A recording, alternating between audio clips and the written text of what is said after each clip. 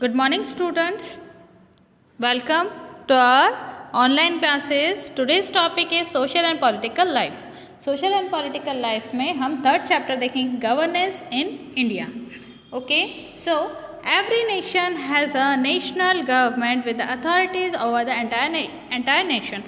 मतलब हर किसी जगह, हर किसी देश में एक सरकार होती है जो कि गवर्नेंस के लिए काम करती है. This is also series of local government which is authority over particular सब नेशनल जोग्राफिकल एरिया. मतलब कुछ अथॉरिटीज़ होती हैं जो गवर्नमेंट की लोकल गवर्नमेंट होती है जो कि काम करती है लोकल एरियाज़ के लिए और जोग्राफिकल एरियाज़ के लिए. This area are called by various name such as state and province. और इन जगहों को बोला जाता है स्टेट और प्रोविंस और shiny and department, city of corner and then so on. We have already read in the first chapter that government has been classified into the legislature, the executive and the judiciary. हम पहले पढ़ चुके हैं कि हमें legislature बताना पड़ता है जिसमें कि कॉन्स्टिट्यूशन उसी तरह से जुडिशरी काम करती है. ओके, सो ये हमारा गवर्नेंस और इंडिया का इंट्रोडक्शन हो गया.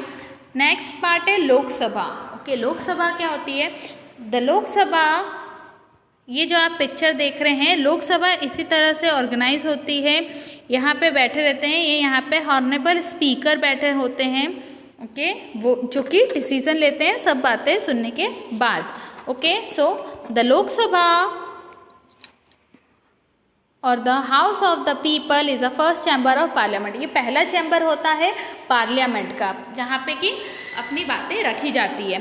It is the nerve centre of the government. It is representative chamber of parliament of India. It is national in session. The sovereignty of parliament lies with the Lok Sabha. It represents the people and the act as a mirror of the nation. और ये एक आईना होता है देश का जहाँ पे सारी चीज़ें स्पष्ट होती है. जैसे कि जन लोकसभा बिल आया था. ओके, तो कोई भी बिल अगर पास करवाना हो तो वहाँ वो बिल कहाँ पे जाता है? पार्लियामेंट पे जाता है. उस पर डिबेट होता है और जो भी निष्कर्ष निकलता है, जिसके पॉइंट्स ज़्यादा स्ट्रांग होते हैं, उस बेस पे वहाँ पे काम होता है. Okay, next EVM. ईवीएम क्या होता है? Electronic voting machine. Electronic voting machine के नाम से हमको ये समझ में आ रहा था होगा कि ईवीएम क्या होता है, जिससे हम वोट डालते हैं. ओके, पहले के टाइम पे जब वोटिंग होती थी तो कैसे होता था? पेपर में नाम होता था पर्टिकुलर पार्टीज़ का. उस पर आपको जिस पे सहमति हो उसका सील लगा के आपको डालना होता था. उस पेपर पे सील लगा के आपको डालना होता था और आपको पॉइंट किया जाता था कि हाँ आपने ये वोट कर चुके हैं. बट अब क्या होता है, हमें यहाँ पे मल्टीपल जो भी खड़े होते हैं, जो भी अवेलेबल पार्टिसिपेंट्स हैं, उनके नाम होते हैं, उनका एजेंडा होता है और उनका एक लोगो होता है. उस पर हमको करना होता है. जैसे बीजेपी का हम सभी जानते हैं कि बीजेपी का क्या है? कमल है. कांग्रेस का क्या है? हाथ है. और अलग अलग पार्टीज़, लोकल पार्टीज़ अपने अलग अलग रखती है. जैसे कि आप इसमें देख पा रहे होंगे, इसमें है सबसे पहले है हाथी, सेकंड पे हाथ, दूसरे में है बीजेपी का, थर्ड में cycle and then multiples options. Okay, तो ईवीएम मशीन क्या होती है? The election to the Lok Sabha are conducted under the supervision of an independent agencies known as election commission of India. मतलब एक ऐसे गवर्नमेंट्स के एक इंडिपेंडेंस एजेंसी, एक ऐसी एजेंसी के हाथ में होता है जिसका नाम है इलेक्शन कमीशन ऑफ इंडिया. इस नाम से वो जानी जाती है.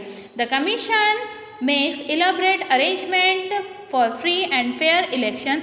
और ये कमीशन क्या करता है? एक मतलब न्याय से हो, ऐसा नहीं हो कि कोई 2 वोट डाल दे या फिर कोई फेक वोट डाल दे.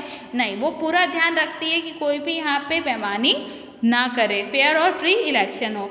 और जो कैंडिडेट का नाम होता है वो वहाँ पे मेंशन होता है.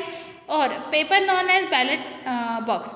और जैसे कि हम देख रहे हैं, the name of the candidate contesting the election from every constitution are printed on a paper known as a ballot paper. Now a day electronic voting machine EVM is used place of ballot paper. देखो पहले के time में ballot paper, जैसे मैंने बताया, ballot paper होता था और उस पर सील लग के डल जाती थी। बट अब क्या होता है, हमको ईवीएम मशीन के थ्रू प्रेस करके हमको हमारा उम्मीदवार चुनना होता है। ओके, हम उसको वोट करते हैं जो भी हमें पसंद होता है। Okay, now come to the Rajya Sabha. Rajya Sabha, ये जो सेटल अरेंजमेंट देख रहे हैं हम, ये राज्यसभा का अरेंजमेंट होता है। और राज्यसभा क्या होती है? द राज्यसभा और the council of state is the second chamber of parliament. ये एक सेकेंड चैम्बर होता है। फर्स्ट चैम्बर हमने बताया है कौन सा होता है, लोकसभा। सेकेंड चैम्बर कौन सा होता है, Rajya Sabha. It reviews the bills passed by lower house, और इसमें वो बिल पास होते हैं जो कि लोअर हाउस को बिलोंग करते हैं। जैसे स्टेट लेवल पे अगर कोई मतलब सजेशन चाहिए या कोई कुछ लेना है, मतलब स्टेट लेवल पे अगर कोई बात की जाएगी तो वो लोअर हाउस किसको कहा जाता है, राज्यसभा को।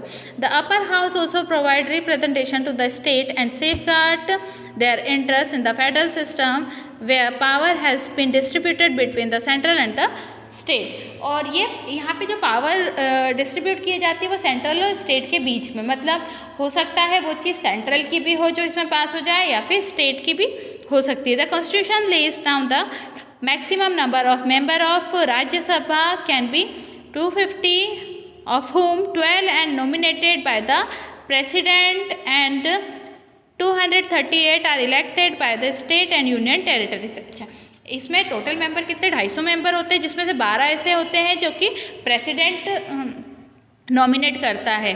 ओके, और 238 कैसे होते हैं, इलेक्ट होके आते हैं यूनियन टेरिटरीज से। Okay, the nominated member are chosen by the president from among persons having special knowledge और experience in legislature, science, art and social services. और उनको ज्ञान होना चाहिए किस किस का, लेजिस्लेचर का होना चाहिए, साइंस का होना चाहिए, आर्ट्स का और सोशल सर्विसेज का। The remaining 238 members are distributed among the state and union territories in proportion to their population, और ये अपने पॉपुलेशन के अकॉर्डिंग इनको डिस्ट्रीब्यूट किया जाता है। जैसे Haryana elect 5 member to the Rajya Sabha, जैसे हरियाणा में कितने मेंबर हैं, 5 मेंबर होते हैं जो राज्यसभा से होते हैं। While Uttar Pradesh elect 34 member, और उत्तर प्रदेश में कितने, 34 मेंबर्स। और Himachal Pradesh elect 3 members to the Rajya Sabha. Himachal Pradesh से कितने आते हैं, 3। While Bihar elect 22 members, the representative of each state are elected by the elected member of the legislature assembly of the state concerned। Okay, इस तरह से उनको चुना जाता है। ओके, नेक्स्ट देखेंगे the power and the function of parliament. Power और function क्या होते हैं पार्लियामेंट के, वो चीज़ें हम देखेंगे। So parliament is the legislative organ of the government of Indian union. It makes law for the whole country, मतलब यहाँ पे सारी कंट्री को मिला के लॉज बनते हैं। Okay, besides parliament there are other law making bodies. यहाँ पे कुछ अदर लॉ मेकिंग बॉडीज़ भी है एट द स्टेट लेवल, वो स्टेट लेवल पे है। Our constitution has divided the subject between the union and state for the purpose of law making. मतलब हमारा कॉन्स्टिट्यूशन बटा हुआ है, उस पर सब्जेक्ट्स डिपेंड करते हैं, जैसे यूनियन और state for the purpose of law making. उनका पर्पज़ अलग है, उनका लॉ बनाने का रीज़न अलग है। Parliament makes law on the 97 subjects mention in the union list and 47 subjects of the concurrent list. और कुछ मतलब 97 सब्जेक्ट मेंशन है यूनियन लिस्ट में और 47 सब्जेक्ट्स हैं कॉन्करेंट लिस्ट में। ओके, तो ये हो गया हमारे पावर और फंक्शन क्या है पार्लियामेंट में। और parliament plays an important role in election the president and the vice president through an electoral college. अच्छा, दो चीज़ और मेंशन है यहाँ पे, जैसे पार्लियामेंट बहुत महत्वपूर्ण रोल प्ले करता है, जैसे उसमें इलेक्शन होते हैं प्रेसिडेंट के और वाइस प्रेसिडेंट के, जो कि इलेक्ट्रल कॉलेज करता है, consulting of both the houses. It can be even impeach the president and judge of the Supreme Court and High Court on the ground of Constitution and the misbehavior or incapacity or corruption. Parliament can even remove the vice president by passing a resolution and majority in both the house separated। मतलब अगर कोई encryption देख लिया या फिर incapability, मतलब जो काम उनको दिया गया उस काम के अगर वो लायक नहीं है तो उनको हटा सकते हैं। Beside this function are Parliament cannot amend our constitution. However, in some amendment in the constitution, the approval of the half of the state is required. और जो अप्रूवल है आधे राज्य का, हम बोल सकते हैं कि आधे राज्य का अप्रूवल उसमें ज़रूरी होता है। Okay, now division of subject between the union government and the state government. Union government और स्टेट गवर्नमेंट में क्या डिफरेंसेस होते हैं वो हम देखते हैं। The Indian constitution is a federation with the strong central government, मतलब इंडिया ऐसा है जिसमें बहुत मजबूत सरकार हम बोल सकते हैं जो कि सेंट्रल गवर्नमेंट है। We know that it is a union of state where the power has been divided between the central and the state by forming 3 list. और ये 3 भागों में बांटा गया है जिसमें कि सेंट्रल और स्टेट के उसमें 3 लिस्ट ऐसी बनाई गई है जिसके अकॉर्डिंग उनको काम करना है। पहली है यूनियन लिस्ट, फिर है state list and the concurrent list. Okay, the central और द यूनियन गवर्नमेंट और parliament makes law on the 97 subject mention the union list. और 97 सब्जेक्ट्स किसके पास है? यूनियन लिस्ट के पास है। The most important subject included in the list are railway, उसमें है देखो railway, foreign affair, army, telephones, post and telegraph, coinage, banking and currency. देखो main क्या क्या चीज़ें उसमें इंक्लूड करता है यूनियन लिस्ट में, टेलीग्राफ है, रेलवे है, फॉरेन अफेयर मतलब ट्रांसपोर्टेशन और कम्युनिकेशन उसमें इन्वॉल्व है, बैंकिंग और currency. The state government makes law on the 66 subject mention in the list. The most important subject list include police, hospital, senator, agriculture, irrigation, health and education. और जो आज हम देखते हैं स्टेट गवर्नमेंट में हमारे पास जो भी चीज़ें हैं, जैसे हमको बेसिक जो चीज़ों की ज़रूरत पड़ती है वो होती है, पुलिस होती है, हॉस्पिटल होता है, सैनिटेशन होता है, agriculture, irrigation, health and education, ये सारी चीज़ें स्टेट लिस्ट में होती है। The administration of the 47 subject of concurrent list is under the supervision of both union and state government. इन दोनों से मिलकर जो बनती है वो कॉन्करेंट लिस्ट होती है। The most important subject including in the concurrent list are, इसमें होती है marriage, medical, newspaper, labour, welfare, civil and criminal procedure, factories and electricity. अच्छा, जो भी बच जाता है रेस्ट ऑफ द पार्ट दोनों में से मिलके वो आ जाता है कॉन्करेंट लिस्ट में। Okay, now the next, how a bill become a law. एक बिल, अगर कोई बिल आता है तो वो एक लॉ कैसे बनता है, एक जो लागू किया जाए। ओके, तो वो कैसे बनता है? अ bill is a proposal and it become a law when it passed by parliament. एक बिल क्या होता है? एक प्रपोजल होता है, एक अपनी बात रखी जाती है सामने, फिर उसके ऊपर डिबेट होता है तो वो एक लॉ में तब्दील हो जाता है पार्लियामेंट में। The Lok Sabha, the Rajya Sabha and the president, उसमें कौन कौन इंक्लूड होते हैं पार्लियामेंट में? लोकसभा, राज्यसभा और president. It passes through several stages in both the house and the final goes to the president for the assent. The first stage is called introductory stage. First stage इसमें बताई गई है, जो introductory stage है मतलब जिसमें है क्या उस बिल में वो चीज़। An ordinary bill can be introduced in either or the 2 houses, but money bill are introduced only in the लोक सभा। अच्छा, तो अलग बिल है वो दोनों हाउसेस में जा सकते हैं, राज्यसभा, लोकसभा में, बट अगर कोई मनी बिल है मतलब पैसे से रिलेटेड बिल है तो वो इंट्रोड्यूस होता है सिर्फ और सिर्फ लोकसभा में। The money bill is a proposal resolving involving income and expenditure, और उसमें बहुत सारे खर्चे हो सकते हैं और बहुत सारे कमाई के साधन हो सकते हैं, इनकम एक्सपेंडिचर हो सकते हैं। The finance minister introduce money bill in the form of the budget with the prior approval of the president. और मेजरली ये हम देखते हैं कि फाइनेंस मिनिस्टर इसको इंट्रोड्यूस करता है मनी बिल को, और उसे हम बजट भी कहते हैं, जो कि प्रेसिडेंट पहले ही प्रेसिडेंट के द्वारा अप्रूवल होना ज़रूरी है। Okay, next, after introduction of the bill it pass through 3 reading, first, second and third. 3 बार पढ़ने के बाद उसको पास किया जाता है। In the first reading there are brief discussion in the house of the purpose of the bill, which 2 or 3 member take part. This member who has introduced the bill. अच्छा 2 और 3 बार इसको पढ़ा जाता है और उसमें वो मेंबर हिस्सा लेते हैं जिनके द्वारा ये बिल लिखा गया है या लाया गया है. Speaks on the merit of the bills, और उसमें उसकी अच्छाई बताई जाती है वो बिल के बारे में. The speaker also gives a chance to the other session of the house speak against the bill, और स्पीकर चांस देता है दूसरे दल को कि वो उसके नेगेटिव भी बताए, मतलब उसके अगेंस्ट भी बोले उस बिल के.